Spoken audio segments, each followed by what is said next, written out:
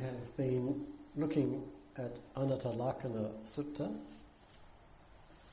the discourse on the not-self characteristic.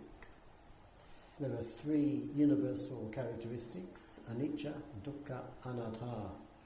And here we've been focusing on anatta, which is probably not wise, since it's the most subtle and difficult to understand of all three. When I was practicing Zen many years ago in Hawaii, I heard many Dharma talks, but in Zen the Dharma talk is called Teisho in Japanese, and apparently it means presenting the shout, and what is being shouted is the Dharma. The idea is it presents the absolute teaching with no explanation. You just show the reality and you don't explain. And the audience either gets it or they don't get it. And of course most of them don't get it. And I sat there for 2 years not getting it. I had no idea what these talks were about. Absolutely none. And after that I went to Southeast Asia, India, Sri Lanka, in the world of Theravada Buddhism, and gradually over time something would happen and I would remember something from these talks. And I would think, oh, I think this is what it's about. Things started to click. Sometimes with Dharma talks, especially the more subtle ones, it's a delayed reaction. When you listen, you might not understand anything at all. But that's okay. You just listen. And one day, that's what he means. That's what he was talking about. It starts to come. So if you don't understand, don't worry about it. Just listen. We've been talking about anatta, not self. We've been talking about self is a project. It's something that we do. It's not a thing. It's an activity. An activity based on the three movements of this is mine, I am this is myself. Craving, conceit and view. Now at this point in the discourse, the Buddha comes to the practice of not self. And this is what he says. Therefore, for any kind of body, whether past, future or present, internal or external, gross or subtle, superior or inferior, near or far, all body should be regarded with penetrating understanding realistically in this way. This is not mine. I am not this. This is not myself. For any kind of feeling, for any kind of perception, for any kind of construction, for any kind of awareness, past, future or present, internal or external, gross or subtle, superior or inferior, near or far, all awareness should be regarded with penetrating understanding realistically in this way. This is not mine. I am not this. This is not myself. So this is, we could say, the heart of the discourse, what to do, the practice of not self. Again, he's going through the five aggregates.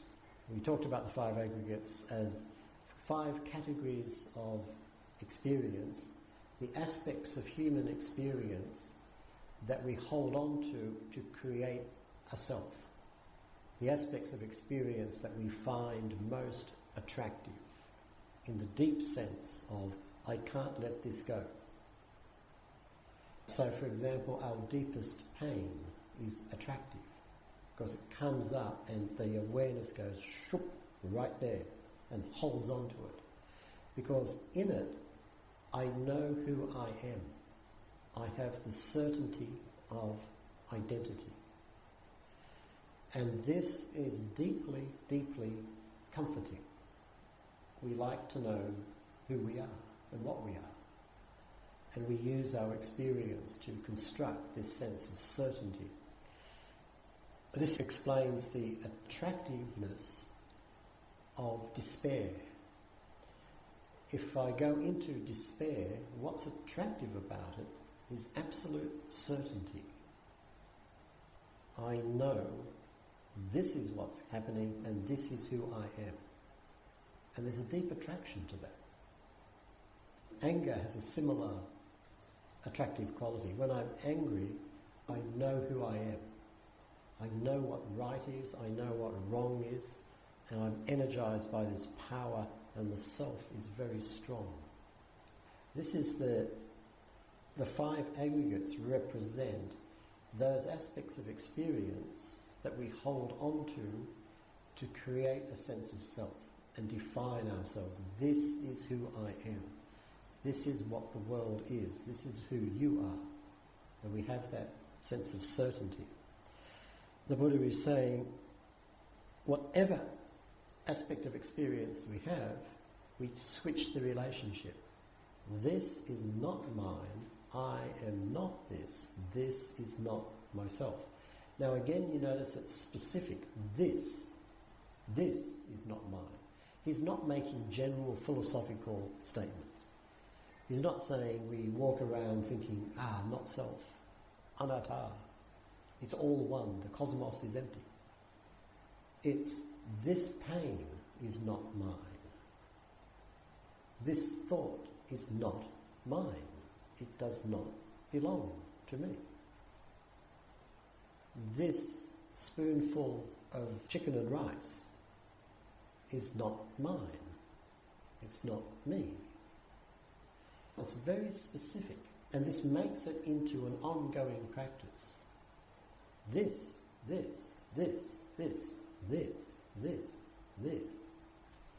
So, for example, we may be suffering dukkha. We might see suffering everywhere, and the natural response is to hold it. Oh, this is mine. This is me. And it becomes very heavy. But the practice of not self is to look at it and recognise it's not mine. It's not me. It's not myself. It's just dukkha. That's all. Another way to look at this is to recognise that whatever happens is part of nature. Ajahn Buddhadasa in Thailand used to say, give away whatever does not belong to you. If it does not belong to you, give it away.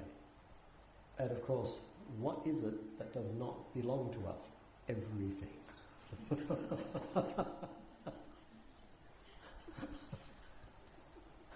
Let it go. Let it go. Let it go. Radical not clinging.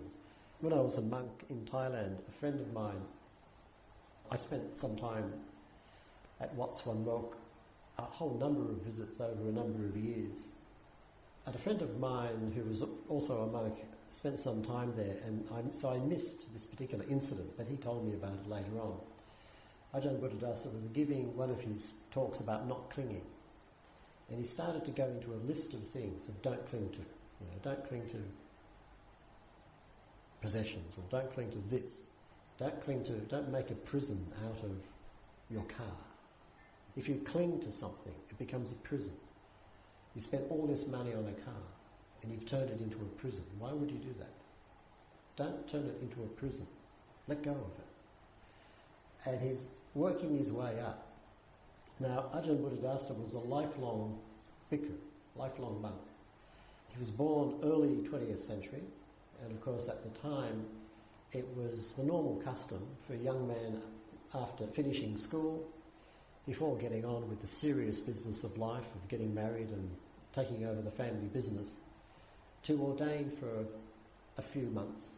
His family came from the little provincial town of Chai'ar, and they ran a store, a kind of large general store, so they were quite well off.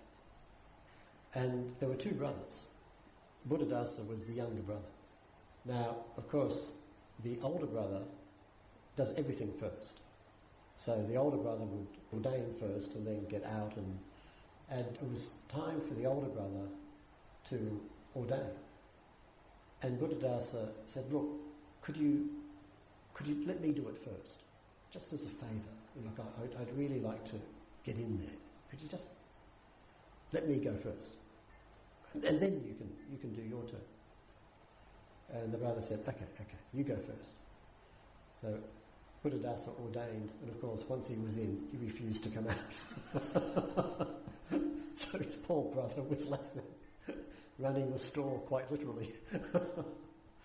So he dedicated monk, completely dedicated. Since a teenager, he's been a seminarian and then a monk, and by this stage he's an old man. So he's completely dedicated to the life of the monk.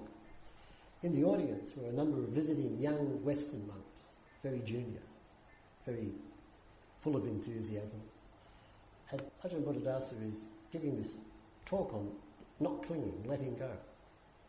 And finally he reaches the point where he grabs hold of his robe and he shakes it and he says, and don't make a prison out of this.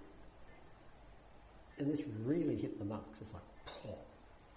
And later on my friend was saying the monks were sitting around talking about the discussion, and one of these young monks was really agitated, really upset. And he was saying, but the Ajahn is saying, he's saying we can't cling to anything. And my friend said, yes, that's the teaching. But when you get it, it's like, this is radical. Don't hold on to anything. Don't make a prison out of anything. But let it go. Let it go. So he would say, give back what does not belong to you. What it belongs to is nature. All of this stuff, it belongs to nature. This belongs to nature. And everything that happens in the meditation practice is part of nature. There is no such thing as a bad experience. There's no such thing as a good experience. It's just part of nature. You can say, for example, living here, that rain is bad and sunshine is good. You could have that attitude. And you could live a life like that.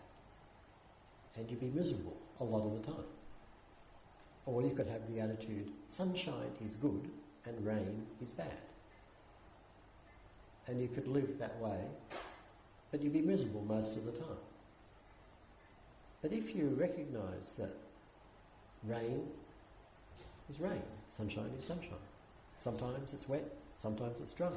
It's just nature. Then there's a freedom within that. And this is what anatta is about.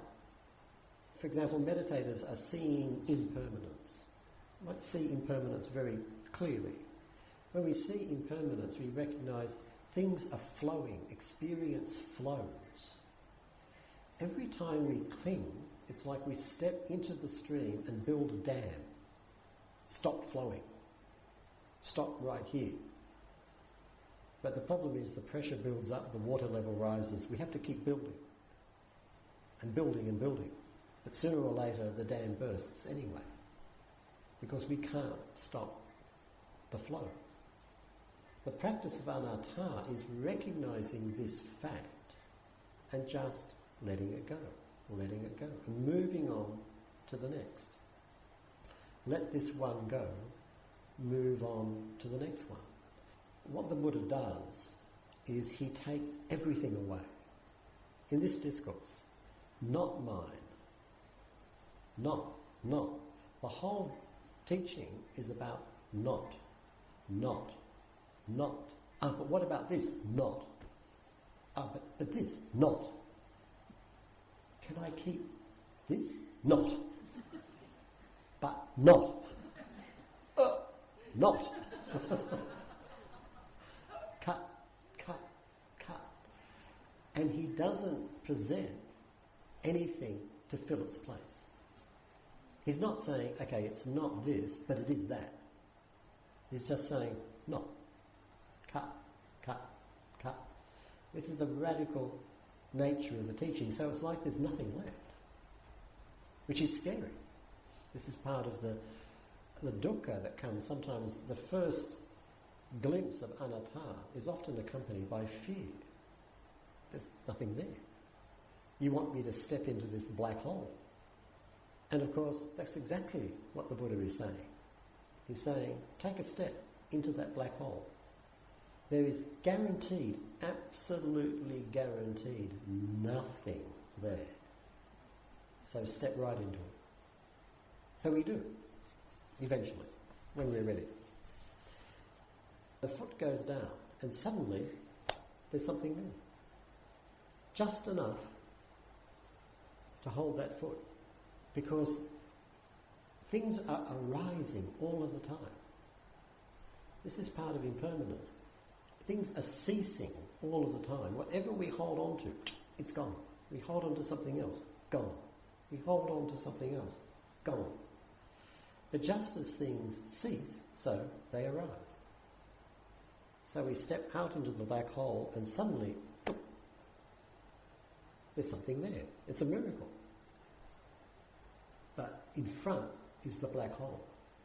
Okay, so I'll step out one more time and then there's something there. But in front is the black hole. So I'll step out one more time. There's something there. And so we proceed. Sometimes you see in paintings, you see the Buddha walking, and everywhere he steps, there's a lotus flower pops up. Have you seen those paintings? I think this is what it's conveying. It's like you step into the black hole, and there it is. There's the lotus flower. But it wouldn't be there without stepping into the black hole. If we're not prepared to make that step, we never experience the lotus flower. And yet when we look, there's nothing there. And we step, and it's okay. The practice of anatta, in terms of the meditation and in terms of life, it consists of a radical letting go, letting go, letting go, which in part is a radical acceptance. This experience is just what it is. It's fine. It's okay. Sometimes, for example, meditators will obsess about progress. Has anybody here ever obsessed about progress? One or two? Well, I'll put my hand up. I'm one of them. Has anybody obsessed about samadhi? Have I got enough samadhi? No, I haven't. If I don't have enough samadhi, nothing will happen. Earlier this year, I was doing a self-retreat here, up in that kuti. I was here for 7 weeks, meditating alone, and some of it was quite difficult. And one time, I started to obsess about samadhi, and I realised that I don't have enough samadhi. And I looked at it, and I realised, I thought, over the past 20 years of meditation practice, study, teaching, life changes, my samadhi has not improved one little bit. Not at all. And I thought, as far as I can judge, and I'm a meditation teacher, I'm very experienced in the Dharma, I know what I'm talking about. For the next 20 years, if I have 20 years, I can expect absolutely no improvement whatsoever. And this was vividly clear to me. But what was really interesting was that simultaneously as this was the recognition that none of it matters. And the reason why it did not matter is because all of that was just blah, blah, blah, blah, blah, blah, blah, blah, blah, blah, blah, blah, blah, blah, blah, blah. That's all it was. Now, if I want to take it seriously, I would persuade myself, well, it's true. So let's say it's true. Let's say, look, Patrick knows what he's talking about. He's not hysterical. He's reasonably intelligent. He's pretty steady. He understands the meditation process. If he makes that analysis, it's reasonably true. If it's true, what is it? blah, blah, blah, blah, blah, blah, blah, blah, blah, blah, blah, blah. That's all it is. It's just words. It's just thoughts. That's all it is. And it doesn't matter. It really does not matter. And what was interesting for me in this experience was the two were simultaneous. Usually I might fall into the trap and think this, and then later think, oh gosh, just thinking. But what was interesting there was it was completely simultaneous. And something happened, and I haven't taken thought seriously since. I find I can't, because it doesn't really matter. It's just more creation of a narrative self. It's like a good writer of fiction creating a character called Patrick. That's all it is. But if that's not real, then what is real? This. This is real. There cannot be anything wrong with it, because anything wrong with it is just blah, blah, blah, blah, blah, blah, blah, blah, blah, blah. There cannot be anything right with it, because anything right about it is just blah, blah, blah, blah, blah, blah, blah, blah, blah, blah. It's just this. That's all. So to recognise this is liberating.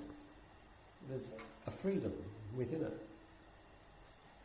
The Buddha goes on to say, seeing in this way, so this is practicing not self, practicing letting go, letting go, letting go.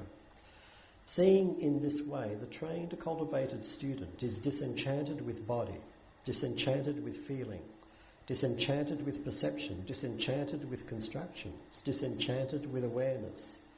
With disenchantment, obsession fades, and from the fading of obsession comes liberation.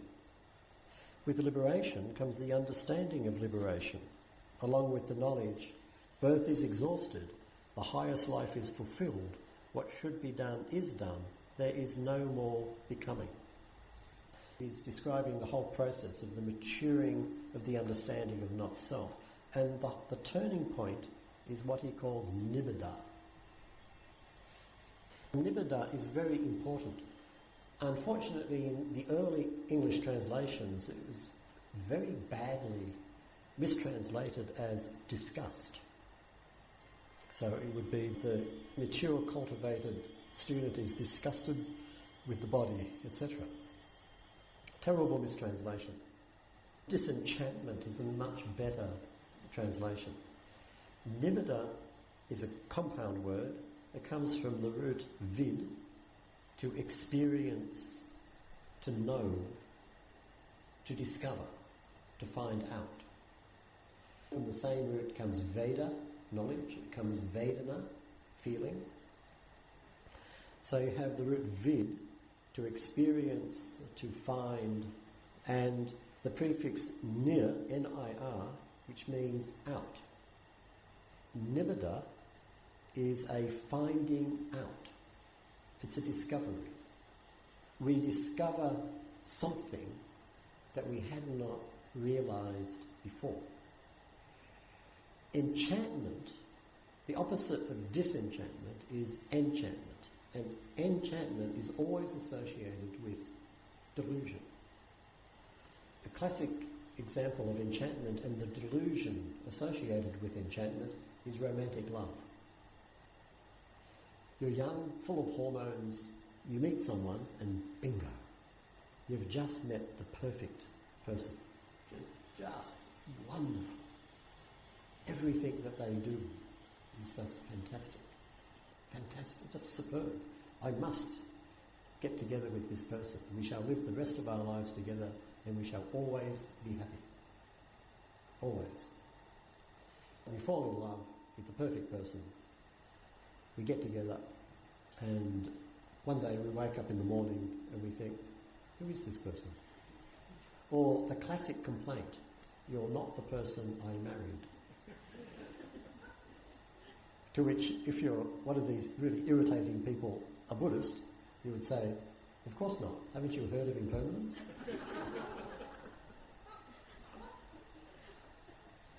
This is nibbida. It's a finding out. It's a recognition of something not seen before. And of course, this is where love begins. You begin to realise who this person is. It's a gradual discovery. And with this finding out, a genuine, deep love can take root and can develop. A love that can hold people together for a lifetime. We are enchanted with something when we don't fully understand it. Normally we are enchanted with our experience. I am enchanted with my pain. When I obsess about I don't have any samadhi, I am enchanted with my samadhi and my lack of samadhi. It's enchantment. The disenchantment is a recognition that I can see you, I know what you are, and I don't have to have this relationship. Nibbida is a finding out, a discovery. It's also an experiencing out. We start to experience in a different way than before.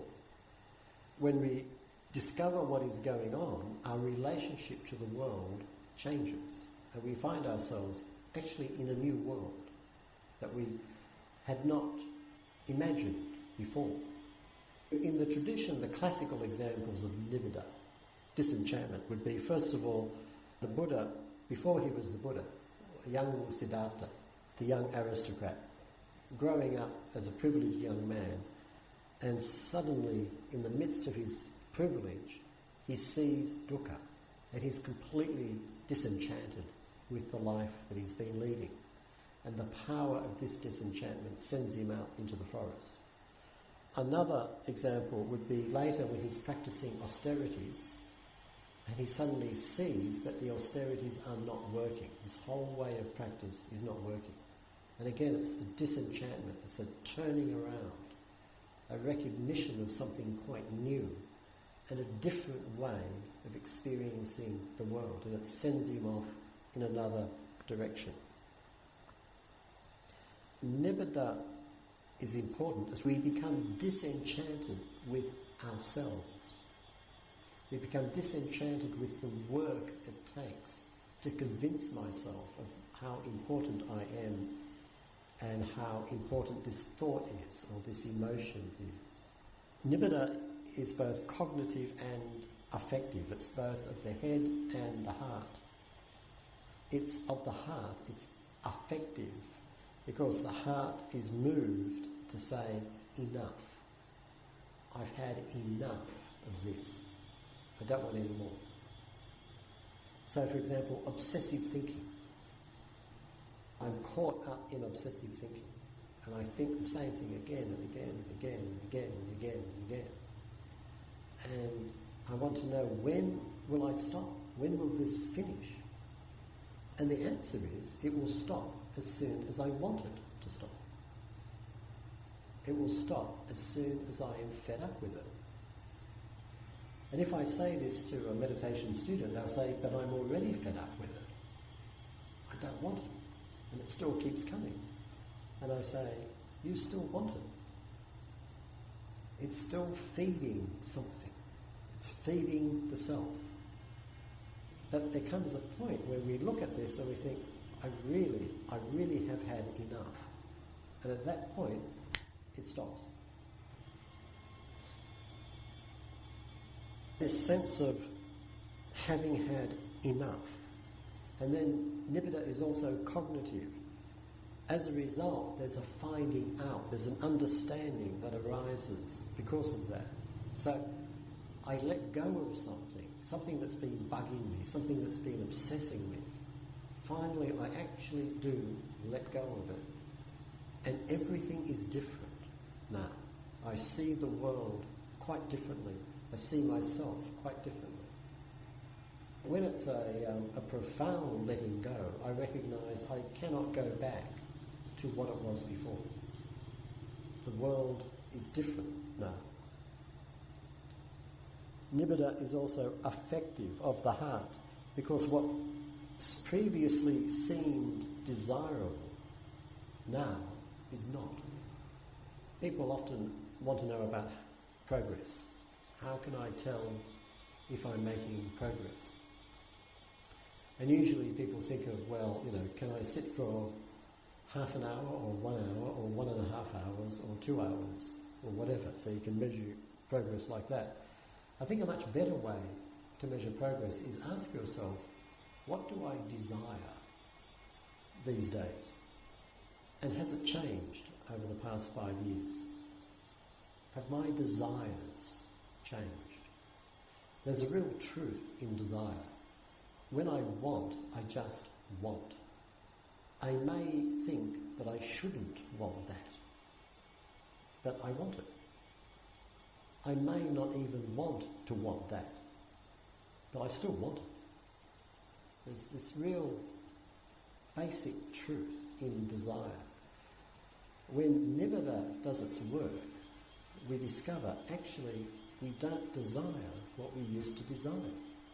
I just don't want it anymore. What I want is something else. Again, Nibbida, disenchantment, is cognitive. The heart changes. And as a result of that, the world within which we live is quite different. Those of us who have been doing this meditation for a long time, and people sometimes ask, what changes? What difference has it made to you? And sometimes I look at myself and I can say, yes, I can see changes. But really, the most significant change is in the world. The world has changed. I find myself living in a very different world than the world I used to live in. In this world, there are all sorts of possibilities that didn't exist before. In this world, there's a beauty that wasn't there before. So it's not simply that the self changes, it's the world changes as well. We recognise a different world as a result of this. This is Nibbida. It's the turning around when the heart has had enough. Before then, the letting go is artificial. It's work. I let something go, but it comes back. I'll let this thought go. Boom! It's back again. Okay, I'll just let it go. I'll just let it go one more time. It's back. I'll just let it go. Comes back. So this is the practice. That's the work, the hard work of it. But one day, thought arises and we look at it and it's like, not interested. Sorry. And then it's really gone. And this turning around is Nibbida, disenchantment. And of course it's a natural process. Think of the process of growing up. When I was 10, I had certain desires and certain obsessions. When I was 20, I still had desire and obsession, obviously, but they were very different. I had outgrown certain things. I had let go, genuinely let go of certain things. Of course, I grabbed onto something else. But when we talk about growing up, maturing, that's what we're talking about, a progressive letting go, letting go, letting go. And of course, holding on to other things, but even they are different. One book published some years ago, written by a woman called Bernadette Roberts. She was a housewife in California, middle-class Catholic housewife. Very remarkable person. As a teenager, she joined a contemplative nunnery, Catholic order of nuns. And she was part of this order for 10 years, practicing contemplative prayer. And all the theology that she learned was that the purpose of contemplative prayer was to become one with God. At the end of 10 years, she had done it. So she thought, I may as well quit. I've done it. So she left. She got married and had children, normal life. And her prayer life, she would engage in when she would go out bushwalking. She'd be alone, hiking, and that's when she would do her praying. And one time, I think in her 40s, she was in the bush, hiking, and she had this experience where the self fell away, disappeared, no self. And she wrote in her book, she had had this experience before. It was quite familiar. What was different this time was that she knew it was not coming back. Previously, it had always come back. She would have an experience of not self, but the self would come back. But this time, she knew it was never coming back.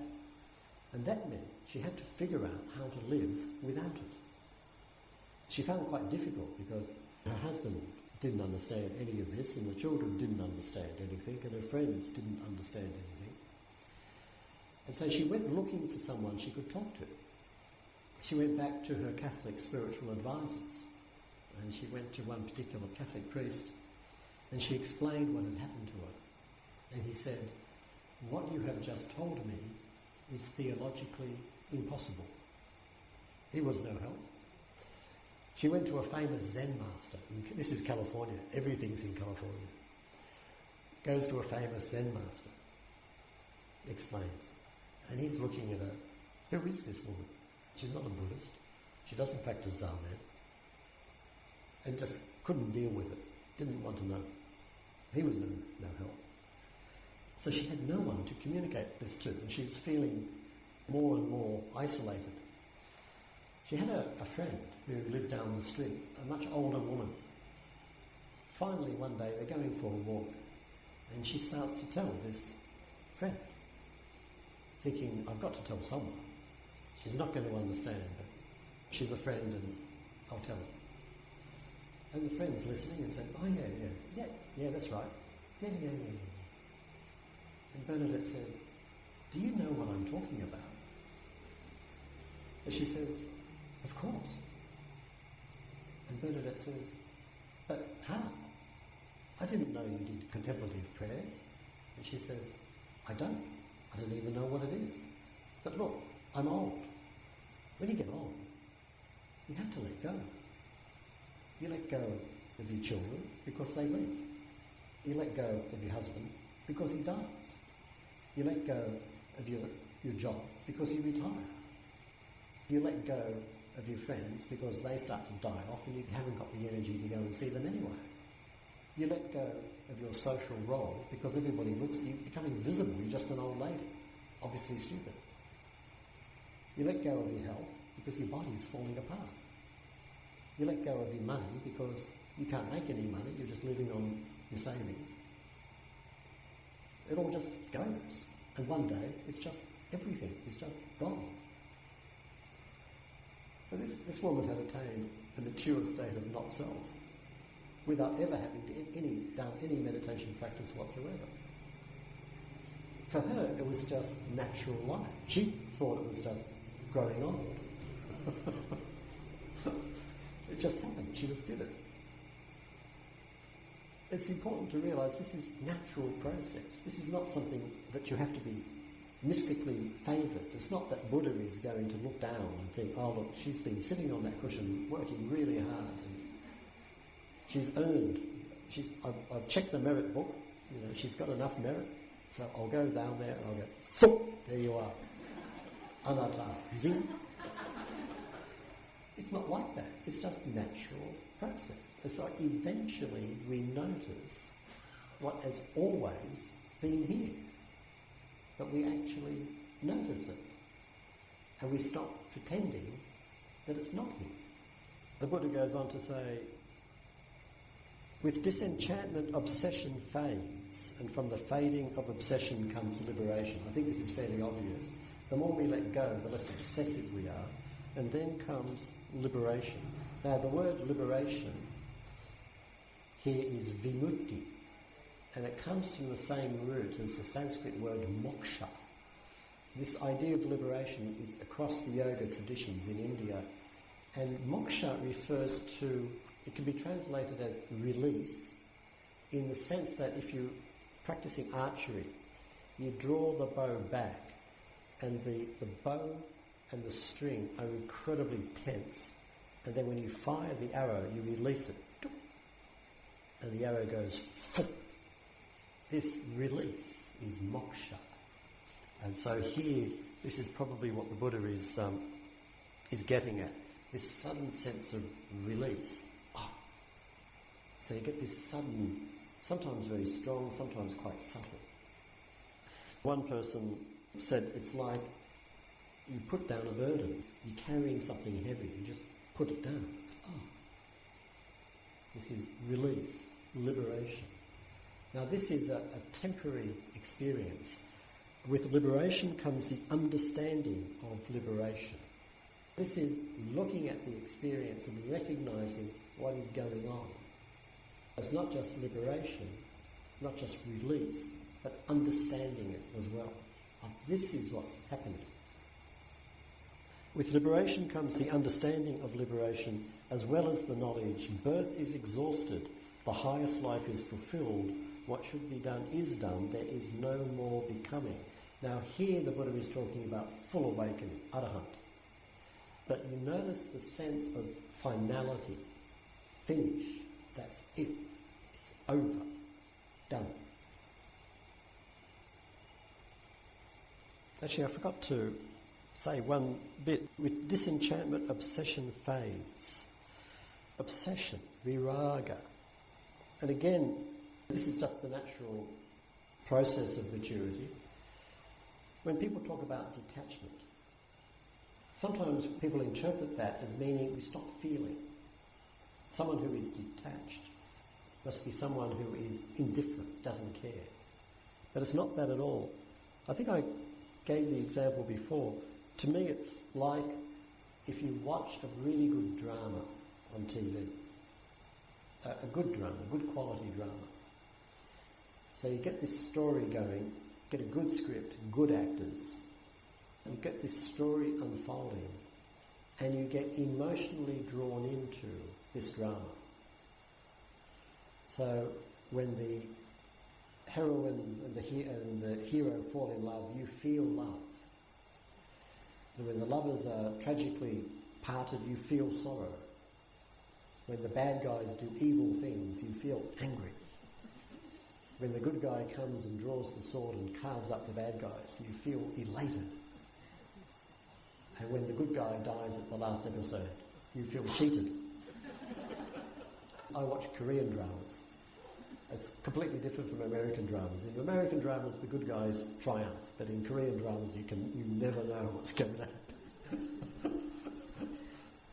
You're looking at this drama, and you're going through this whole series of emotional responses to what's going on the screen. Question: are these emotions real? Of course they are. Even as you're going through this emotion, do you know that the situation is not real? Yes. The events are clearly not real. Yet the emotion is real. And it's this very fact that allows us to experience these emotions more freely than we do in our real lives, where we take ourselves much more seriously and we hold ourselves in. It's the classic example of the men who cry only in a darkened theatre. And then when the lights come on, it's like, yeah, that was all right. It was okay. If you're an Australian bloke, this is what you say. You say, yeah, that was okay. Time for a beer. You disappear out the theatre as fast as possible. So it's the fact that it's not real that enables the emotional life to really flower. This is what happens when obsession fades, when detachment develops. It's not that there's no emotional life. It can actually be the exact opposite. That the emotions flow much more freely and readily because there's a recognition fundamentally the situation is not real. It's a different way of relating to the world. So we come to this, the end, where we have birth is exhausted, the highest life is fulfilled, what should be done is done, there is no more becoming. The orthodox understanding of this is the Arahant, fully awakened. But it has a relevance at a less than full awakening level. What it's conveying is a sense of finality when we have a complete intimacy of the experience. This is an aspect of emptiness, sunyata. And we've actually spoken about this when we were talking about Satipatthana. When we were talking about the maturity of Satipatthana, there's an expression, something like, the practitioner knows there is body, there is mind. You get a very similar expression when the Buddha is talking about emptiness. The Buddha was asked, why do people say the world is empty? And the Buddha said, the world is said to be empty because it is empty of self and of what belongs to self. So, no self. So emptiness means absence. Something is missing, and what's missing is the self. And of course, absence is always harder to notice than presence. You notice when you meditate, during the meditation training, whatever arises, note it. So you recognise something is present, be mindful. We're always working with what is present because that's the most obvious. But sometimes we notice what is absent, although that's much more subtle. For example, we might be working with painful sensation, and I'm closely looking at the physical sensation. I'm completely present to the sensation, following it. And suddenly I realise I'm not upset. I'm not agitated. Agitation is absent. The sensation is present, but the upset is absent. And it might take me longer to notice that because it's more subtle. When the Buddha is explaining emptiness, he's talking about the field of perception of the meditator, the practitioner. And he says, in this way, she regards it as empty of what is not there. There's a recognition of absence. Something is missing. And in this case, it's the self is missing. In this way, she regards it as empty of what is not there, but what remains, she understands in this way. There is this, or this is. This is a genuine, undistorted, pure entry into emptiness. You notice we've been talking about two aspects. The not aspect. Not mine. Not me. Not myself. Not. Give it away. Let it go. Let it go. Let it go. Let it go. Let it go. If I let go of everything, what's left? If everything goes, what's left?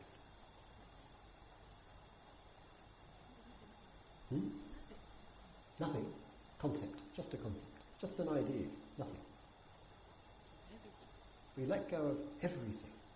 What's left? This. This experience of letting go of everything. This. A complete intimacy. No concept. Nothing added. Just this. Nothing to say about it. No judgment to be added to it. It's just this. That's all. And this is what the Buddha is getting at here. Empty of what is not there, the flip side of absence is presence. Something is not there, but what is? In this way, she regards it as empty of what is not there, but what remains she understands in this way. There is this, or this is, idam atiti. This is her genuine, undistorted, pure entry into emptiness. So this isness, there is this, is what the Buddha calls tatata, suchness, thusness, just thisness, which, according to Ajahn Buddhadasa, is the ultimate teaching. Many years ago, before I ordained, this is early 80s. Second time I went to Thailand was in 1982. This is after practicing Zen in Hawaii. And over the years that I was in Southeast Asia, I would wander in and out of Thailand. It was a kind of crossroads. And every time I went to Thailand, I spent time at Wat Suan Mok, Ajahn Buddhadasa's monastery. There was a program for specifically foreign visitors, mostly Westerners. When I first went there, the program consisted at the time of me and two other people, one of whom was a monk who was staying there for a year. So there were three of us at Wat Suan Mok. And every time I went there, the program was getting bigger and bigger and bigger. And at one time, there were about 20 people there, and the monastery would put on a retreat every month. And Ajahn Buddhadasa would give the talks. And at this time, he had a very good translator, Venerable Santikaro, an American monk, fluent in Thai. He gave these superb translations of Buddhadasa's talks. Just fantastic. And this particular retreat, there was a wet season. And this is southern Thailand, in the peninsula. Wat Suan Mok is a hill covered with tropical rainforest, and they built a wall around it, because all around the wall the forest has been cut down. Inside the monastery you find the forest. A hill and the surrounding territory. It's wet season. It's a tropical rainforest. It is wet. It is incredibly wet. Everything that can rot does rot, including human flesh. And facilities for the meditators were quite primitive. Different buildings were used to house people. My favourite dormitory was they had a big barn, and on the top level of the barn, I used to stay there with a few other people. I liked that place. And the meditation hall was an old scout hall at the edge of the monastery. They had built basic toilets in different places in the forest, and very, very basic washing facilities. In the monastery they had rigged up this rough kitchen where there was a volunteer lady who used to cook the meals for the meditators. And the Dharma talks were held at the centre of the monastery in this big building called a bort. It's the formal Dharma hall of the monastery. And this building, very ornate, very big, but built of concrete. And in the teacher's place there was this huge throne, Thai style, and Ajahn Buddhadasa would sit on top, and everybody was sitting on the floor, but this is not a nice wooden floor, it's concrete floor. But because we were soft foreigners and we needed something underneath us, each meditator was given a Hessian bag that we could sit on. And in the retreat we would have to walk from one place, from the hall to the toilets, to the dining area, to the dormitory, to the Dharma hall, to back, forth. We always seemed to be walking from one place to another. In the middle of the rainy season, constantly raining, in the middle of this tropical rainforest, obscene with life, seething with life. So we trudge into the hall, sit down on our Hessian bags, which are already damp. Nothing dried, nothing ever dried. Everything was damp. And we had listened as Ajahn Buddhadasa gave us these amazing Dharma talks. And one day he was telling us about tatata, suchness, just thisness, as the ultimate teaching of Buddhism. He said, it's raining.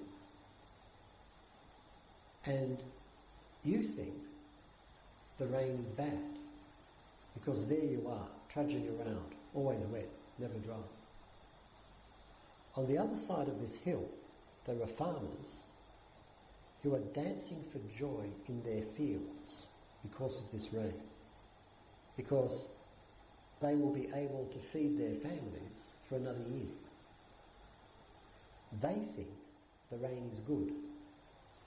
You think the rain is bad. You're both wrong. The rain is wet. And that is the ultimate teaching of Buddhism. If you can understand that, there's nothing more to be understood. Birth is destroyed, the highest life is fulfilled. What should be done is done, there is no more becoming. The rain is wet. That's all. What he's talking about is complete intimacy, when there's nothing getting in the way, when there's no one getting in the way. It's just the experience. That's all. Of course, it's not good enough to stand out in the rain. I wouldn't recommend that the next time it rains and you're in search of enlightenment to stand out there. Okay, I'm wet, where's the enlightenment? It's not just that the rain is wet, it's knowing the rain is wet.